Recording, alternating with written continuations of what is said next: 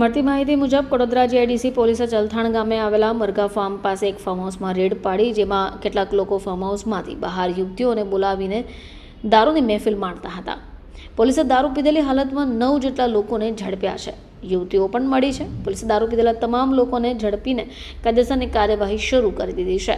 આ સાથે 11 mobile phone, એક 4-વ્હીલર કાર મળી 6,37,200નો મુદ્દામાલ જપ્ત કરાયો છે.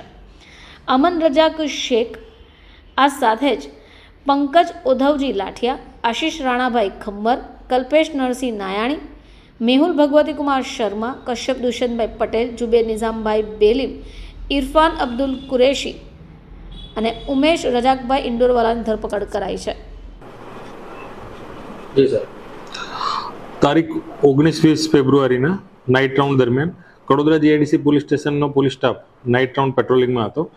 એ દરમિયાન કડોદરા જીઆઈડીસીના પીએસઆઈ ML રામાણીનાઓને તેમના ખાનગી બાતમીદાર થકી બાતમી હકીકત મળેલ કે ચલથાણ મરઘા ફાર્મ ખાતે આવેલ એક ફાર્મ હાઉસમાં કેટલાક ઇસમો બહારથી દારૂ તથા છોકરીઓ લાવી અને મહેફિલ માણી રહેલ છે.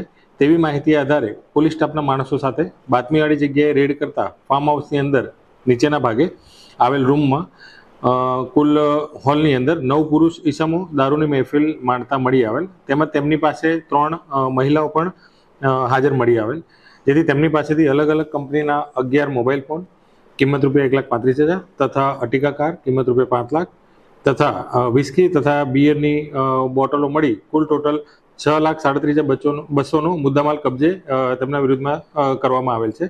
અને તેમના વિરુદ્ધમાં કડોદરા જીઆઈડીસી પોલીસ સ્ટેશનમાં ફર્સ્ટ ગુના રજિસ્ટર નંબર 0315/2025 મુજબ ગુનો દાખલ કરવામાં આવેલ છે અને BNS કલમ 143(2)(3), ધ ઇમોરલ ટ્રાફિકિંગ એક્ટની કલમ 4(5) તથા પ્રોહી એક્ટ કલમ 65A, 66A, 1B, 68, 81, 83 અને 84 મુજબ કાયદેસર કાર્યવાહી કરવામાં આવેલ છે. બ્યુરો રિપોર્ટ, ચેનલ આઈ વિટનેસ.